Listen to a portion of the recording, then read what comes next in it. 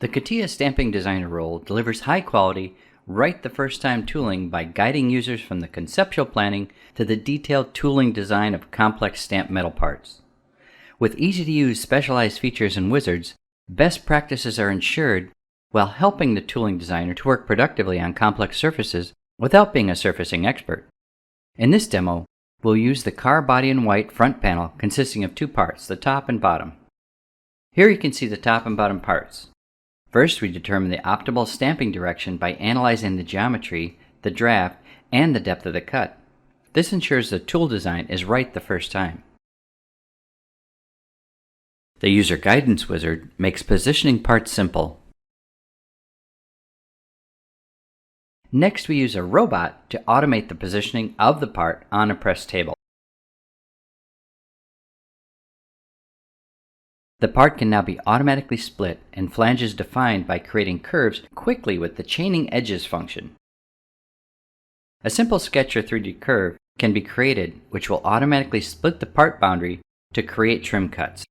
Based on the geometry that has been created with these sketches, the system will define all the trim lines and will create the position of the trim lines that will be used in many subsequent operations. Not only does this accelerate the creation process, but all geometry is associative, meaning it will adjust automatically to any changes, saving a great deal of time. We can quickly define the unfolded surfaces using the geometric algorithm and the K-factor value for the material. The blue area is the initial surface and the green one is the unfolded surfaces. Now we can plan different operations by selecting the elements from the list or from 3D. We can easily preview and change the concept tool design operations in the Process Wizard.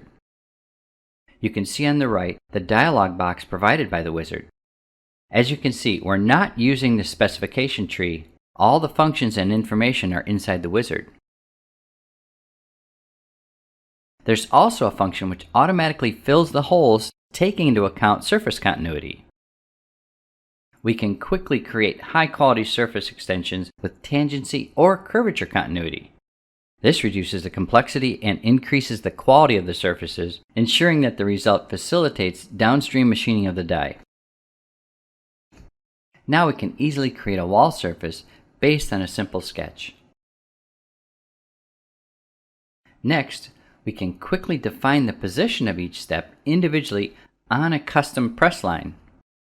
Once placed, we can automatically plan the detailed scrap elements based on the conceptual process.